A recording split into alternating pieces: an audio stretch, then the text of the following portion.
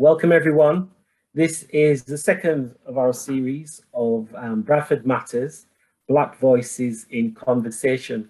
And this is going to be another intriguing, interesting discussion and insight to what we know as a leader in his industry, a professional leader in his industry. And our series of discussions is finding professional leaders of industry to share and impart their knowledge to the young and not so young, to find out what secrets, what elements, what key factors they have had that's brought them forward in their role. And I'm happy that we are with Windrush Generations and in partnership with the local authority of Bradford, City of Bradford Metropolitan District Council, having these series of discussions. And this is recorded, and if you don't get to hear it live, you'll be able to hear it as you're listening on YouTube as well, on all those social media sites. And I want to thank everybody that's attended this platform, and I'm sure there'll be many people who will be listening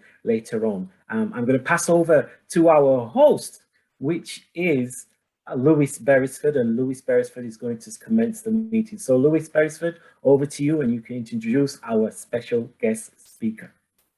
Okay, thank you, Nigel. I want to welcome everyone to the Black Voices in Conversation. Today we have a very special guest with us, who, as Nigel said, is a leader in many areas. And we have with us today Dr. Owen Williams.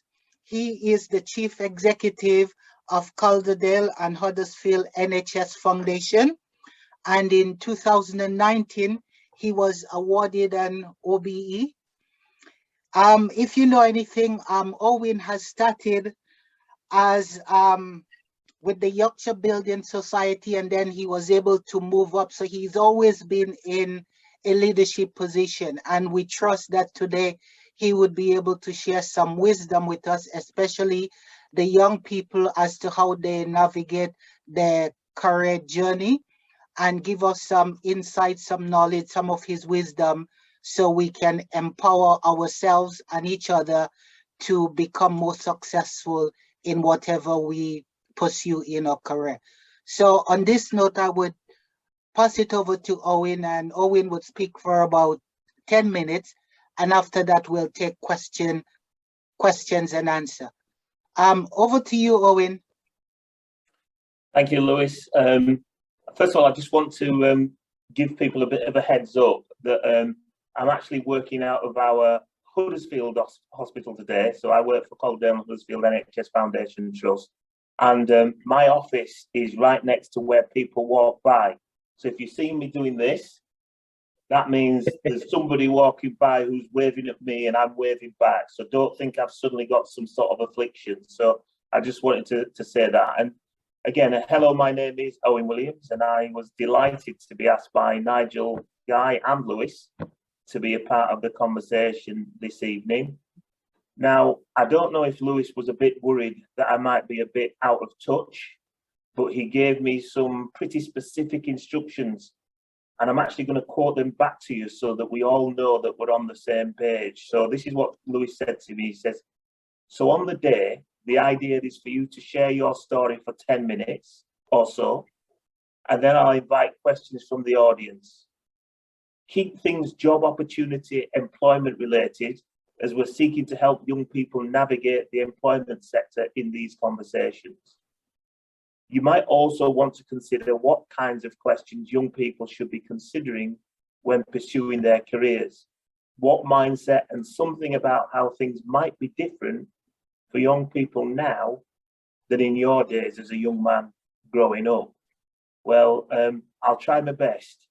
I guess this is one of the first things that I would look to impart to any young people, which is to make sure that when you're asked to do something, make sure that you are clear about the brief you've been given, and to the best of your ability, seek to meet that requirement. And there's no harm in doing what I have just done now, which is a replay technique. So I'm replaying effectively what I was asked to do. And at that moment, Lewis could jump in and say, oh no, for the love of God, no, I didn't want you to do that. But he's not done that. So that's the brief that I'm going to stick to for what is now working on 9 minutes rather than 10. So about me then, I'm a 53-year-old Bradfordian who is married to a woman who was born in Bradford like me, but she's of Barbados origins. My mum and dad, who were sadly departed, were of Jamaican origins and came specifically from a couple of places called, one called Accompong, which you might need to look up if you're not familiar, and Aberdeen, which is not the Scottish one, it's the one in the district of St. Elizabeth. And Yes. for those of people who are further enlightened about Jamaican history, and particularly how the English soldiers were given a bit of a runaround, my mum was also a Maroon. Yes. So I might not need to speak any further for those people who know that history, because you probably know me quite well. Anyway, my wife and I have 3 boys who are aged 16, 23 and 26. And all of us went to at least one of the following secondary schools: Buttershaw, Queensbury, Betford Thornton and Rhodesway. And for my part, when I went to Buttershaw Upper School and left school, I left school with 3 O levels in maths, English and technical drawing at the grade C. And I believe that today a grade C might be equivalent, and I use the word might because I'm not certain, to kind of a grade 5 in today's kind of year 11 type results. I'm sure somebody will put me right on that if I'm not on point. And again, I think this is probably the most important piece of my story, in that when you start out as a young person and how you start out and where you arrive at in your early days doesn't necessarily mean that's where you'll end up. And in fact, many people left school with better qualifications than me, and perhaps at the time greater ambition. But again, I'd emphasize the point that whether you start strong or less so doesn't define who you are as a young person. And I might add, I don't think it defines who you are as you get older too.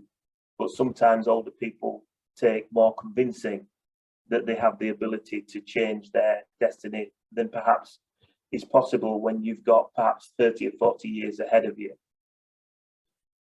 And I think one of the things I did want to say is, if you are a young person right now and your circumstances are not what you would want them to be, I would really encourage you, if you can, not to overly despair, because I think I am a case study in things can get better. So I started my working career as what was called a deeds filer in the Yorkshire Building Society, which, for anybody who knows Bradford, is next to where Morrison's used to be at the top of the town centre, and is actually a building that seems to be being converted into flats as I speak. So I used to work in that head office there, and I used to file deeds. And I'm pretty certain that the majority of people, particularly younger people, will not know what a deed is. A mortgage deed is something that is associated with a property, and back in my time when I was 18, was something that had lots of documents in it, had stamps and seals in it, and today is just a file, a digital file. Mortgage deeds do not exist like they did when I started. But my job, my first job, was to extract mortgage deeds from the deeds safe. There was 100,000 of these things. Right. And my job was to extract them. And when they were finished, my job was to put them back, and to put them back in sequenced order. So the next time they were asked for, people would know where to look. Mm-hmm. And I always remember one of the managers then, he said to me that if you do well, you'll be out of this job, this deeds filing job, within sort of 6 months. If you're still at it at 12 months' time, then life might be a bit challenging for you. And I'm pleased to say I got out of the deed safe room in 8 months. So I don't know what that says to me. And it was at that moment when I realised that having 3 O-levels was probably not going to help me in the way that it might do in terms of my career. So I then, thanks to the Yorkshire Building Society who sponsored me, started on the journey of taking BTECs and so on and so forth. And right throughout my working career, right to the age that I am now, one of the things that I have always done is I've always done some form of development, academic challenge or something like that throughout my career. And one of the things that, again, I would talk to young people about is often I get CVs in front of me, and particularly CVs from people who are perhaps experienced. And one of the first things I look for is the degree to which they can demonstrate that they're into continuous personal development and improvement. So there are some people who are really, really, really well qualified, for example, but they've not done anything in the last 20 years in terms of self-development. For me, I would naturally be attracted to the person whose CV suggests to me that they are continually looking to improve themselves. And I'm not really fussed about what that improvement is, just that demonstration that you are looking to better yourself. So that's just a hint for you, because one of the things that that talks to is it talks to, for me, it talks to that this person is likely to be a self-starter, is likely to be self-motivated. And actually, if somebody has those qualities, almost regardless of their starting or baseline knowledge, you tend to think that actually you can work with a person like that because obviously they're a self-starter. So that's something I would ask you to just think about in terms of how you're approaching things right now. So fortunately for me, I did well in the Yorkshire Building Society. And I started to move through the organisation. So I started to move into market research. I started to learn how to do statistics, started to understand how to use computer software that enabled you to analyse data and so on and so forth. And that's really kind of how I really got started in industry. So I started to become somebody who would be recognised as a market analyst. And somebody who could analyse. So if you think about sort of my responsibilities in the Building Society was to make sure that the board was up to speed with the very latest interest rate movements, because they were making some pretty important decisions about whether they would put interest rates up or down. So that was kind of my Yorkshire Building Society experience. I then got the opportunity to work for a company that was originally called General des Eaux, the French water company, and they were based in Bradford. They just opened some offices in Bradford, and they subsequently became Yorkshire Cable, and who subsequently became Telewest, who subsequently became Virgin Media. And I think they are still based in and around Homewood with some of their offices there. And again, my theme stayed within marketing and communications, and it stayed within market analysis. And one of my jobs for the cable companies was to use some of my analytical database capability to identify where they would be best laying their cable in order for them to get a return on investment.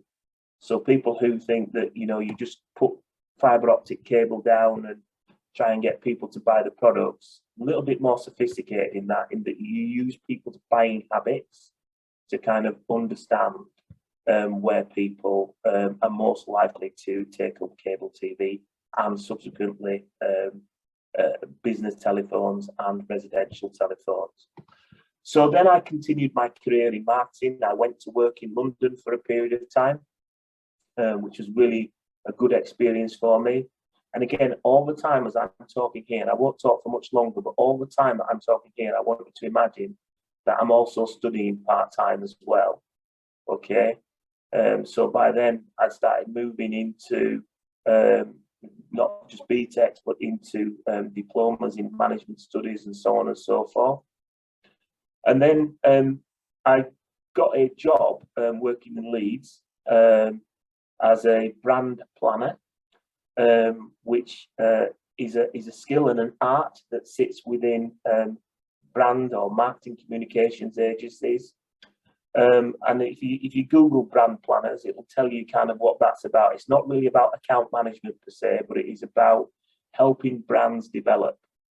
So my background and experience is around data, and then starting to move into brand development. And again, all the time, I'm continuously studying and developing myself. And from that first job in Leeds, I moved to another advertising agency in Leeds and got what I would call my first board position. And then having started to progress in that, and by that point, I'd got to a situation where I was actually taking a master's in business administration, otherwise known as an MBA, at the University of Huddersfield. So all the time, my career is moving forward, so is my academic attainment levels. And that first job in advertising at a board level, one day I was driving home and I was listening to Radio 5 Live. And again, I've got a younger generation here, so I don't know if they would listen to Radio 5 Live, or would it be BBC One Extra, because we didn't have BBC One Extra then, that's for sure. But I was driving home, and 5 Live were talking about Bradford Council looking to recruit its first ever director of marketing communications. Oh. And I have to say to you, the way that they were talking about that, in my words, they were taking the mickey. And they had this guy with a really lyric Essex voice come on. And he basically said, whoever wants to take on that job, and I'm not going to do the Essex accent, but you know, if anybody watches any sort of TV, you'll get the gist. Whoever wants to take on that job, he said, deserves a knighthood. Now, at that time, I wasn't thinking about knighthood, but what I was thinking about was Bradford, my hometown, an opportunity to do something for the people that I live with. And so I became, following 3 days of very robust interviews with a whole variety of stakeholders, I became Bradford Council's first ever Director of Marketing and Communications. And there's a colleague who's actually on this call, Mary Dowson, who I can remember was in and around local authority activity. I've been working in media in that time, I think, who probably recalls some of that time. And I was dubbed the Gloom Buster, was my description. The Gloom Buster. And at 31, I was certainly one of the youngest directors at Bradford Council in their history, and definitely the first black senior figure in the organisation. I've nearly finished now because I can speed up. That was quite an important part for me, because at that time my cognizance of public service was very limited. I mean, I didn't even really appreciate that the local authority delivered the bins. I thought they outsourced that to someone else. I didn't know they did that directly. So my knowledge of public service was quite low. But I think very, very quickly, that was the moment when I really fell in love with public service, and also fell in love with the concept of being in service of other people. And I can safely say that over what has been 2 decades, I subsequently moved on to be a chief executive, now a chief executive for organisations. And I'm in a place where that point still remains true and very important to me, which is I'm in service of people. And that doesn't just mean local people, it also means the people that I work with. My job is to make sure, for example, in the organisation that I'm in now, is to make sure that the colleagues who provide care to our patients, some of whom have got COVID, some of which are frail, some of which have got emergency situations. My job is to make sure that those people who provide that care to those people and support are in a position to be the best of what they want to be and able to provide that care. And then equally for the people that we do serve, I want to make sure that they or their families get the very best care.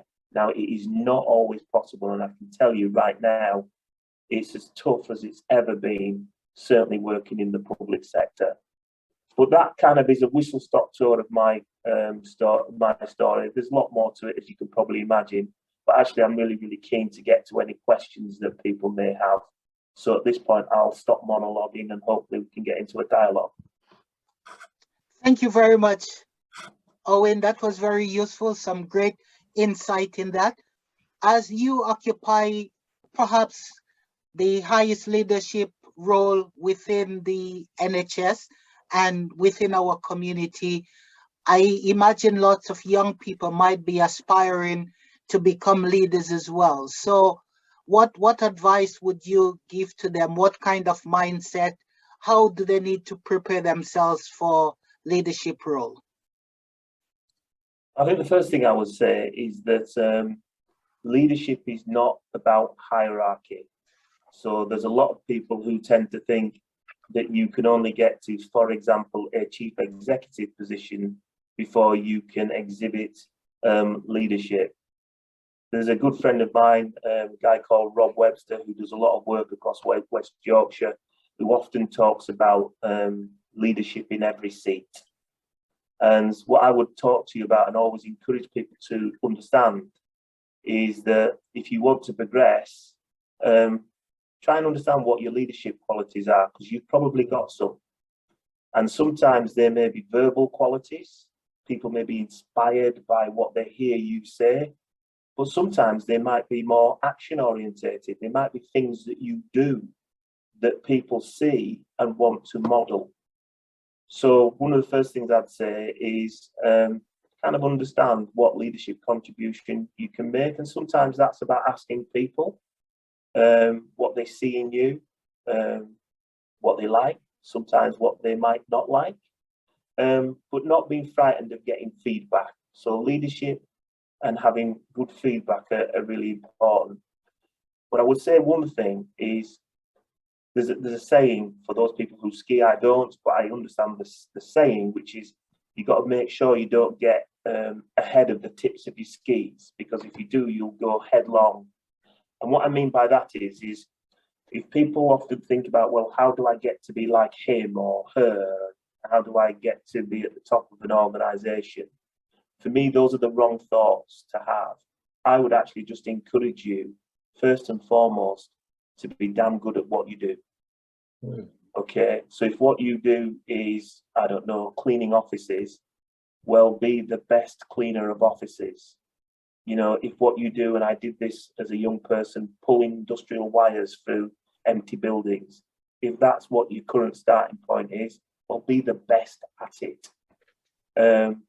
Because too often I think people are trying to look forward, and I have this conversation with, you know, certainly my eldest two boys sometimes about trying to say, don't be always trying to think about where you want to get to.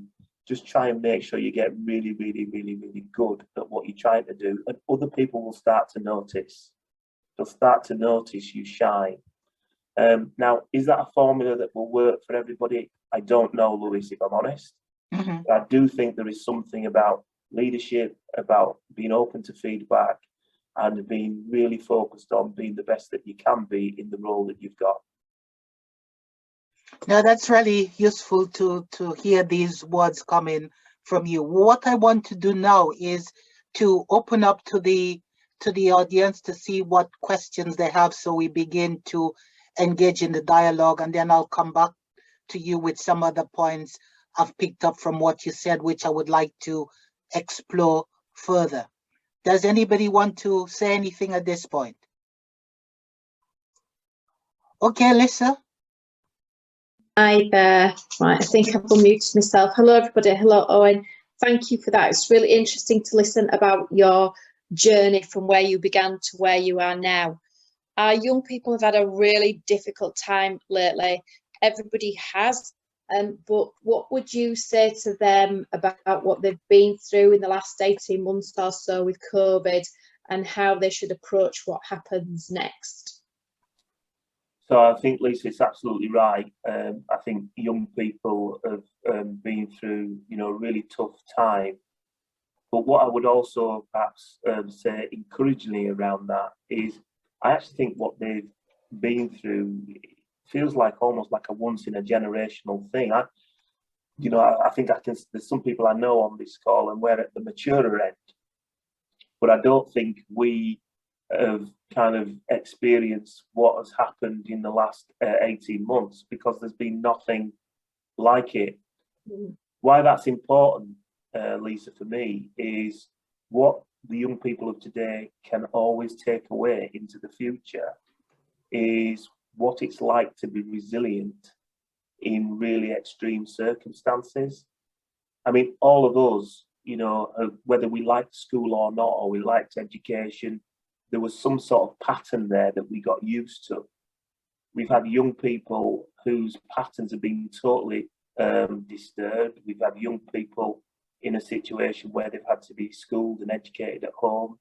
Their parents, for example, who may not have been technologically literate, have had to kind of adapt and develop skills. And there'll be certain circumstances where, if you're living in a property and you've got, I don't know, 3 or 4 relatives, but you've got 1 or 2 bedrooms, and in a tight space, you will have that kind of smothering effect. So a lot of tough conditions.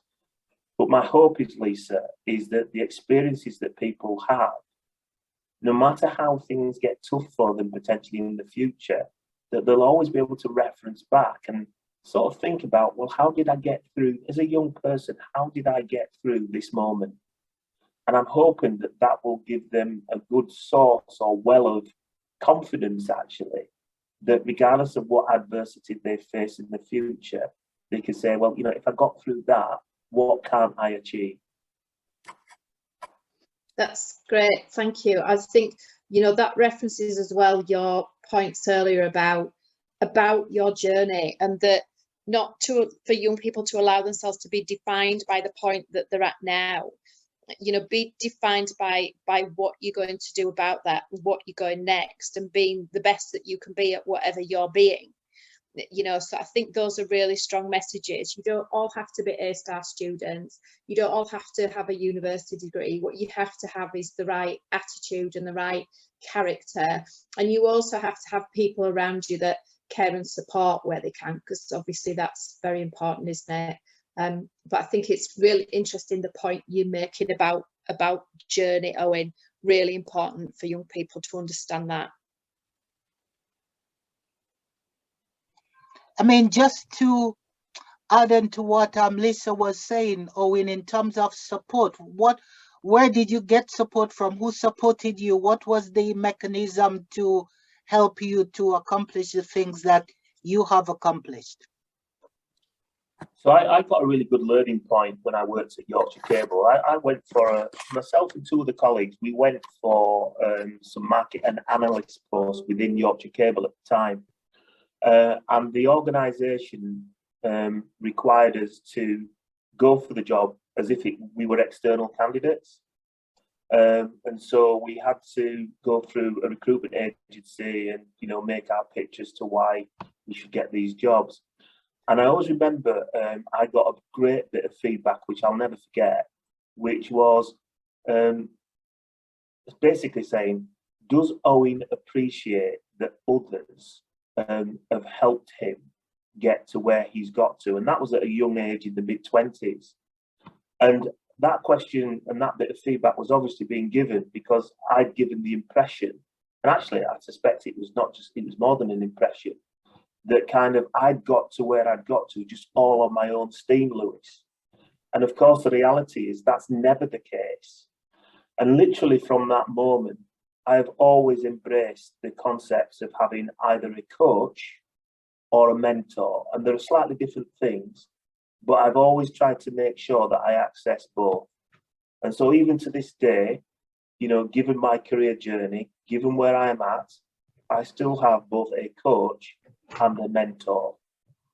And then there's some pretty obvious things, and I say this because I know that not everybody is fortunate, but I had a mother and father who, were the very definition of hard work. you know, my dad as a bus driver would get up at 4 o'clock in the morning to go somewhere, to drive people up and down the streets of Bradford as a bus driver. My mum was a theatre nurse. You know, she wasn't qualified when she came here, but she got qualified while she was here. Those are fantastic role models. And I know, you know, Nigel talks a lot about standing on people's shoulders. I mean, it's real stuff when we talk about. Now, as I say, I know I'm fortunate in that respect, because not everybody has that kind of surrounding in family circumstances. But that still doesn't mean to say that people can't progress. But I think it is important that you recognise that whatever you're trying to do and everything that you're trying to achieve, there's usually somebody supporting you. And sometimes it can be people who are out of sight. Or sometimes, Lewis, it can be people. I just remember a quick story. I worked in one organisation where there were two people that stood out for me. One person was always very, very kind to me in terms of, you know, when we were together and we were talking. And there was another person who was quite horrible. But then I subsequently found out that in other conversations, the person who was the biggest advocate for me wasn't the person who was kind and smiled and talked to me. It was actually the person who had been, I thought, had been quite rough and aggressive. And I actually wondered if this person didn't like me because of my skin colour. But actually, what I found out was that when there were conversations about should this guy be kept or whatever else, it was that person who advocated for me. So somewhere down the line, there may be people who are advocating for you who you don't know. But come what may, I can tell you, you do not progress in this world on your own. Somebody's always helping you. And you should be proactive in seeking out help if you can. No, thanks. That's a really, really good point. Let's open it up to see what other people questions they have, because people would have questions quite different and concerns quite different from my own. So I want to invite the other people on the call to present your questions now. Anyone? I mean, it's lovely to see you. It's been a lot of years. Followed your career. I'm still in the same job, so I'm still trying to be the best I can in that job. So I'm following your advice. But I'm thinking back to your time at the council. It's when at Bradford Council when I first met you. Do you think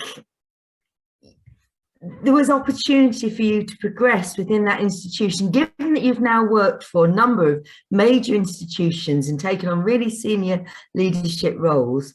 Was there opportunity for you to progress within the council at that time? And I'm not asking you to be, you know, yeah, I'm just asking you your thoughts on that, really. And whether you need to keep moving between institutions in order to progress a career. Thanks, Mary. It's great to see you. I think what I would say is that job as Director of Marketing Communications was reporting directly to the Chief Executive. And actually, kind of 18 months into the kind of role, the Chief Executive did another review where a decision could have been taken, for example, for that position not to report directly to the Chief Exec, but the Chief Exec chose to keep the position still reporting to him. So if you think about it in line management terms, Mary, the next stop would have been the Chief Executive at Bradford Council.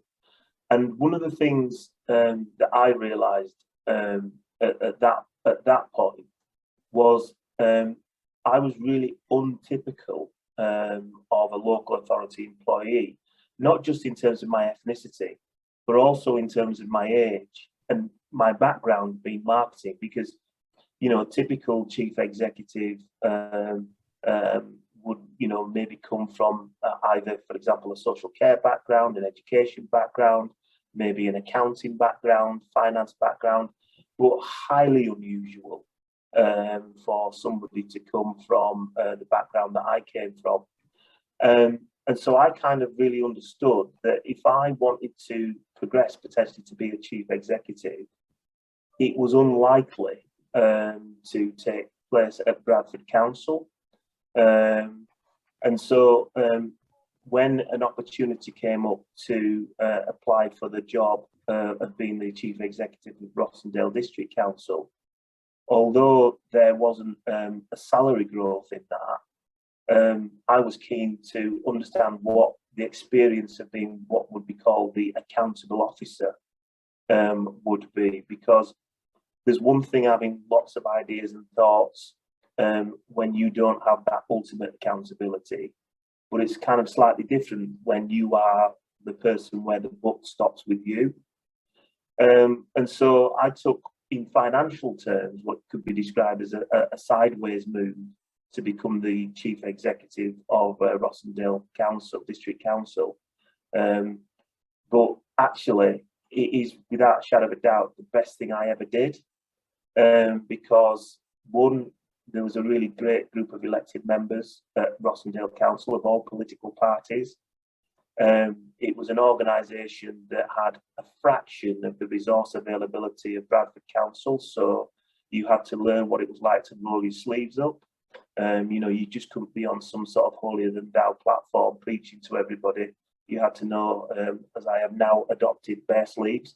You know, you had to know what it was like to roll them sleeves up and get involved in some stuff. And that was a great grounding for me. And it's interesting, actually, Mary, that I got that job through applying to what was called the Northwest Employers Organisation. And I mention that because they were not a typical recruitment and selection agency. They were an organisation that was created for and by local government. And I suspect, had it been the classic recruitment agencies that we know today, that I'm not even sure that I would have even got shortlisted. So, you know, one of the things I haven't mentioned is about needing luck. And luck does play a part. So what are the chances that, you know, I get shortlisted for that chief exec job in Rossendale? Well, better with somebody who's not a classic recruitment headhunter. And then, you know, again, I had to go through the interview process up against 20 candidates for that job.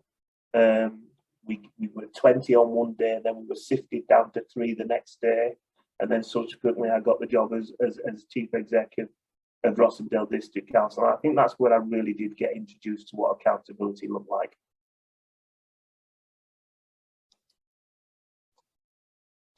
Thank you, Owen.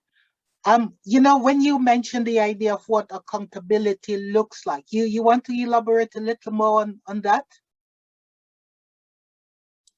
Yeah, so as a chief executive, we kind of have this title that goes accountable officer. Certainly in health we do. And what that effectively means is the quality of care that's given, the financial management that's required, you know, in the organisation. You know, I currently oversee a budget of 470 million. I'm about to go to an organisation that has a budget of 1.6 billion. So therefore, accountability is pretty important, and it's important for regulators.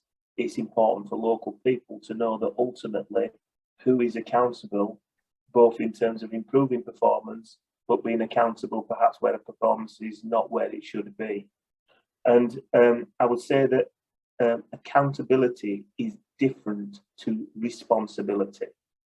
You know, I can be responsible for something, but if something goes wrong, I may not necessarily be accountable. Whereas if you are accountable, then it is you. And if you've understood that and agreed the terms with the people who you are accountable to, then you have to answer to them in terms of improvement and performance, as I've outlined. Tony had their hand up. I will still ask a couple of questions. Do you feel, I mean, you're quite very senior. Do you ever think that you are a token representative? Yeah, that's a good question. And you may not know, but if you ever get some time and particularly if you've got any sleep problems, Tony, you might want to read my academic thesis for my doctorate, because my thesis is effectively sort of asking the question of how do we get more Black, Asian, minority, ethnic chief execs across the public sector. And the reality is, if I take health, for example, out of, say, a couple of hundred provider organisations, there's only about 10 of them that have got a Black, Asian, minority, ethnic chief executive. If I go into local government across maybe 400 organisations in local government across the country, again, it won't be more than 10 Black, Asian, minority, ethnic chief executives. And if you work on the fact that Black, Asian, minority, ethnic people represent 14% of the working age population of the United Kingdom, there's nowhere near the representation you would expect to see at this level. But Tony, what I'll play back to is something that I think you will understand. As a Black person and as a Black man, one of the things I know is that if I cock up, I've got less chance of surviving than maybe somebody who is not Black. So if I've managed to be around for 20 years, there's less likely to be a chance that I'm token, and more likely to be a chance that some people think I'm actually half decent at what I do. And that's why early on in the conversation, Tony, I don't know if you were with us, and I was asked a question about, you know, what are the characteristics people should think about. The thing I keep coming back to is you have to be good at your job. I got a bit of advice when I worked at Bradford Council as a director of marketing communications. Got a bit of advice from a lady by the name of Charlie, who was South African, and she'd worked in South Africa in what she called conflict management. She didn't like the term conflict resolution because her experience of working in South Africa is that matters weren't being resolved, matters had to be managed. And one of the things she said to me in my early days at Bradford Council was that there's going to be a lot of people in the community, given that you are the most senior figure, Black figure within the council, there's going to be lots of people from your community who are going to be wanting things from you because you are Black. And she said to me, the thing you have to make sure is that you're actually good at what you do first and foremost. And that's the best way that you can help your community. So certainly that's not a contentious question for me. I don't feel token, you know, because, you know, why would I be chosen? Actually, it's because I can do my job and I can help others to do theirs. I've got a few questions, but I'll just ask you another one or two, just and then I'll take a break. So my question is related to how I coped and that as a Black person, and so how do you deal with pressure? Or do you deal with? Do you find you can manage pressure? You see, when I spoke to other white colleagues who were in similar positions, they told me one of the secrets is never to take your work home. And I always found that very difficult to actually do. So how do you cope with pressure? Do you take your work home? You know, I think if I walk through my door with my work, my wife would probably beat me, Tony, but that's another conversation for another day. But the real thing about that, Tony, is that I think we put a lot of energy into trying to describe something that I'm not altogether certain exists, and certainly in this time of COVID, where people have been working on Zoom, Teams, and whatever else. It's almost like work and non-work life have become blended. Yeah, I was talking before COVID. Yeah, I know.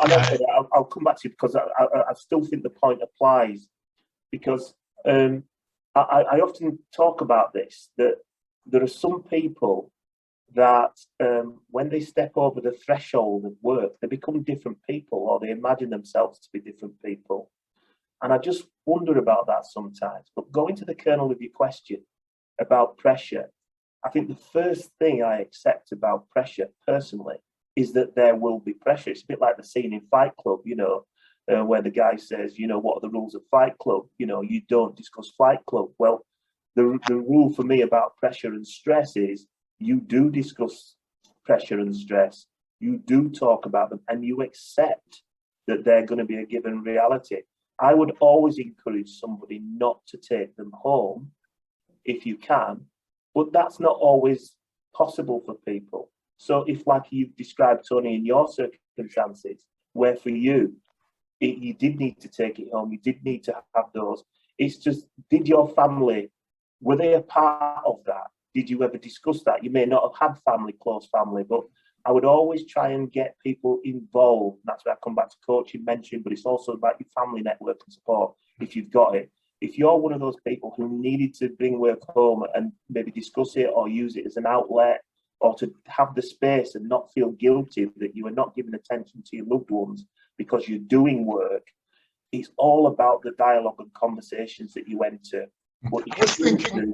Sorry to interrupt. I was thinking more of the sort of, for instance, pressure in dealing with colleagues and specific issues that you haven't resolved, and you're wondering, well, how on earth? Yes, and you said, is the family involved? No, the family wouldn't have been involved because they wouldn't understand the pressure, apart from he's in a room on his own, knocking his head against a wall. But Tony, do you know one of the things you've just said there? The family wouldn't understand. All I would say is, I don't know if you ever tried, because sometimes the help you need, as I've talked about a little bit earlier, sometimes it's not direct help you need. Sometimes an indirect comment by a family member can just be a key. You know, my son said something to me. This is my 16-year-old son said to me today. He said, Dad, you need to always remember who you are. This is my 16-year-old. He said to me, you always need to remember who you are. And he said to me, you know what, Dad? You know, if I didn't know you, I might want your autograph. And then he said to me, but Dad, I know you, so I don't. Now, Tony, you might be thinking, well, what's that got to do with work pressure and whatever else? Actually, that's a member of my family giving me support, whether they knew it or not. And they're giving me some indirect input. So what I would have said to you, and if somebody is, you know, because part of this is about younger generations as well, and some of the things who may be experiencing what you've experienced, Tony, I would always say to anybody, if you're going home and you've got work-related issues, let's say you feel like you've been victimized at work and whatever else, I would still try and have that conversation with my family members, okay? Because even though they may not understand the context, they've probably got a better understanding of you, and they may be able to give you some sage words in a way that you wouldn't expect. Okay, thanks. Tony, I appreciate the way you brought that question up in terms of pressure, because it linked back to the earlier question I asked Owen about, you know, his support, his source of support in difficult times. So I think the two are connected, although not in the way that we had looked at it initially, but that gave a much broader dimension to what we mean by support. And as Owen is saying, some of that could be quite indirect. Nigel. We've got Amanda Pinnock. Amanda Pinnock wants to say something. Yes, Amanda? Yeah. Can you hear me? Yes, we can hear you. Fantastic. I've been cooking away and listening at the same time to what Owen has to say. I've known Owen for a little while now, and I think I want to sort of make more of a comment about the positive things that I've heard about how Owen sort of supported the Black community, how Owen sort of supported and helped grow the BAME network within, you know, his NHS Trust. And I'd like to really thank him for the work that he's done. I know he's moving on to bigger and better things, but I know those things have been appreciated, because as a local councillor, I do get to hear various things from the community about what's been going on. So I think I'd like to begin by thanking Owen for his input into Kirklees and leaving such a positive mark, really. So, you know, well done for that, Owen. But one of the questions I wanted to ask you, Owen, was about the Black community itself and how you sort of dealt with negativity or negative comments from people. you know, because sometimes, I don't know whether it's intentional or not, people can make you feel quite negative about yourself, about what you're trying to achieve, you know, about the goals that you're trying to reach. You know, so how have you sort of dealt with negativity from the community, and what sort of advice would someone else who's out there, because it's quite lonely at the top, somebody else who's out there who's really experiencing similar things to what you've talked about in terms of, you know, being at the top, being like the only black man in the room, you know, and being able to shake all that off, you know, and be positive and do your job well? So lots in that, Amanda. First of all, thank you for the kind words, and it's been great working with you. I don't think it's the end of working with you, but obviously it's a different geography, but certainly Rochdale and Oldham still touch parts of the world that we're in, so hopefully we will be continuing some sorts of conversations. But it's interesting, and you know, I'll take particularly the theme, Amanda, about people from your own community. And actually, people from your own communities, in my experience, on occasion, have been, you know, not backwards in coming forwards with their criticism. You know, are you called as a sellout? You know, Tony referenced, you know, token and so on and so forth. But I go back to that bit of advice that that Charlie, who when I worked at Bradford Council, talked about, you know, focus on being good on your job, because if you're good at your job, certainly in the role that I am, I know that I am impacting on the prospects of the Black community. I know that one, by a visible role model for a start. You know, the people, you know, I talked about, I've got a coach and a mentor. I coach and mentor other people too. So there's that at what you might call the micro level, but you'll know, Amanda, that, you know, I've done a lot in trying to encourage, first of all, our own organisation to ask the question, do we know whether we're exacerbating health inequality? I've not been frightened of using language. You know, I don't run away from the word BAME at all, because I can be BAME, but I can be a Black Bradfordian who likes Galaxy chocolate too. I can be many things around some of those things. So you'll know that I've tried to, first of all, make sure that this organisation really starts to have the right conversations about which communities potentially have been disadvantaged from what we do. I've also, in terms of working with colleagues who were a part of the BAME network that you've alluded to, and we talked just a couple of weeks ago, because there were some colleagues who had a bit of anxiety about me moving on. And what we talked about was actually how far we've grown together. And, you know, I think what we concluded, and there was a colleague called Lydia who came on at the end who said, so actually, Owen, what we're saying is, it's been great working with you, but actually, we can just move on. We don't need you anymore. We can crack on. And you know what? I was like that. That's a good place to be. Because, you know, that's what you want. You want to get people feeling that they're confident and that they can move on, and that they realise that their real strength and growth is within them, you know, and together that they can move together. So yeah, it's always going to be the case. I know, going to my grave, no matter what gongs and awards I will have, there will be still some people who will cuss me. Forgive me, that's a mum's word.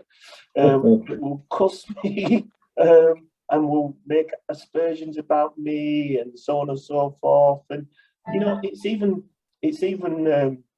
a small things as well. And I'll just tell you this little story just for a reflection point. But I think there is a thought process, particularly amongst Black women, for example, that somebody like myself is likely to be married to a white woman. Now, quite frankly, for me, it doesn't matter who I'm married to, okay, and what the ethnicity is, but that is a thought process that exists, okay?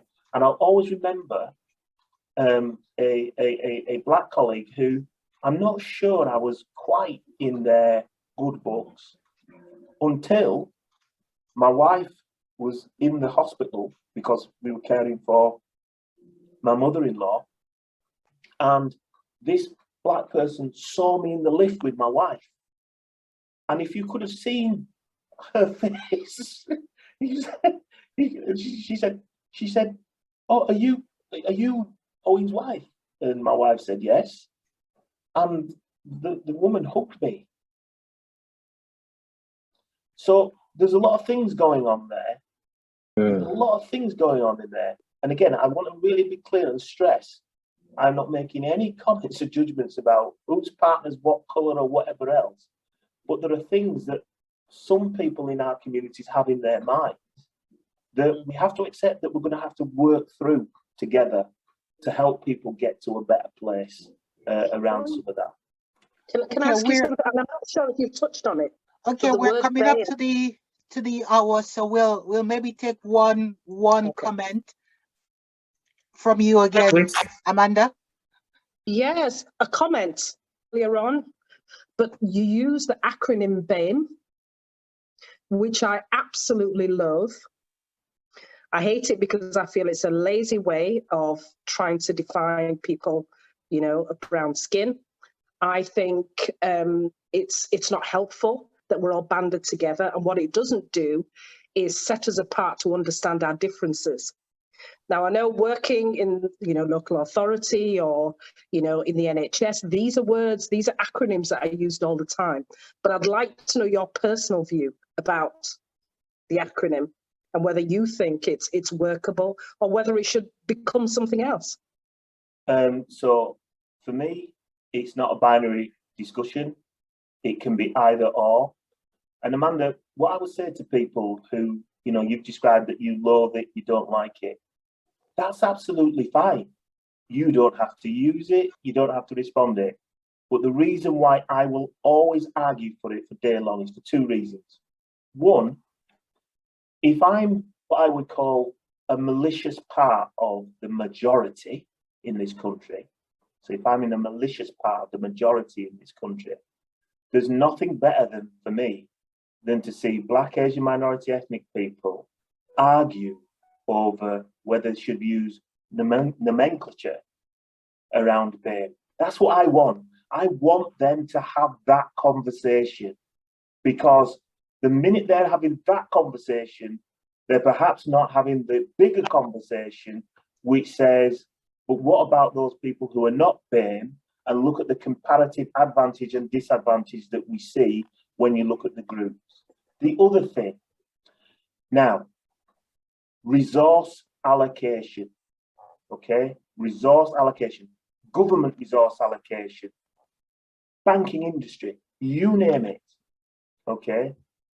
The thing about BAME is it enables us to talk, for example, in England, if you use that acronym, you know that you're talking about 1 in 5 people in England. And for resource allocation, it is fundamental, because the minute you let people dilute what that is, then resource allocation becomes affected. So that's why I always say to people, fine, if you don't want to be labelled BAME, it's absolutely your right.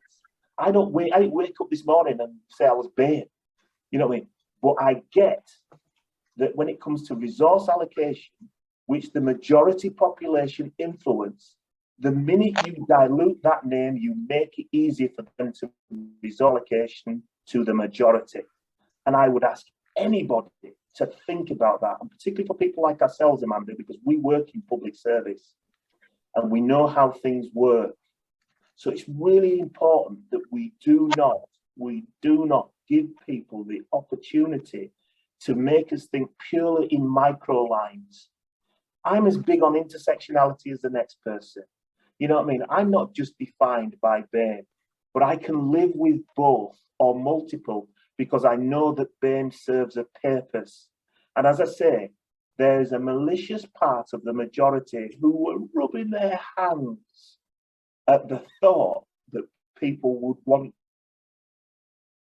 to get rid of the BAME acronym because it makes life easier. They don't have to give attention to 1 in 5, yeah? Because for one thing's for certain, last time I checked, there's 1.8 million people in this country who are Black, okay? Who are England, who are Black. Do you seriously think that they will get the resources available to them if they argue for their blackness in its entirety versus being part of a larger group? Well, the answer is proof in the pudding, because we've seen what's happened in the last 50 years. And I would really encourage people, do not let them seduce you into a debate. Fine for you as an individual or groups of you. If you do not want to be associated with that term, fine, not a problem. But please, I would just ask you to think about, why might some people find it great that we're having this debate? Why? Okay.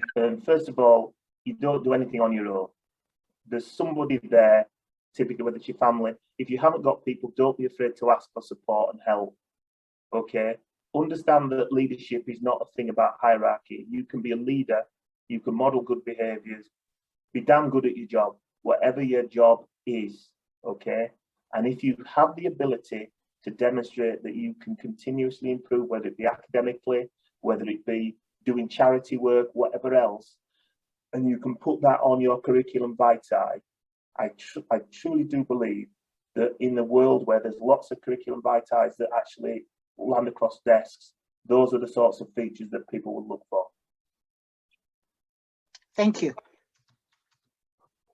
Well, Owen Williams, Dr. Owen Williams, OBE, and you haven't mentioned that you just recently picked up your OBE down south. I don't know where you picked up, whether it's Buckingham Palace, but I just have to summarize what you've said in terms of how, you know, for young people kind of getting, and you've just said it in terms of being, you know, how to be moving forward in life. And hopefully the words that you've imparted will encourage people, because from your good deeds, from your first job of being in that deed safe, you know, you've told us that you have to keep re-educating yourself, continuous self-development.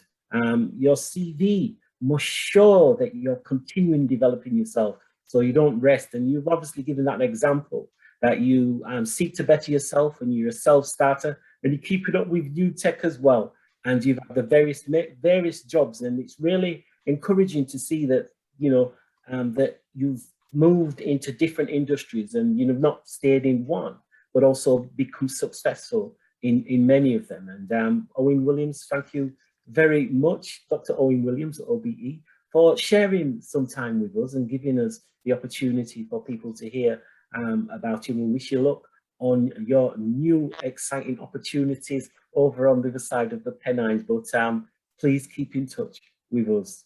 Let's give Owen a virtual thank you. Thank you, and God bless. Okay. Thank you, Owen.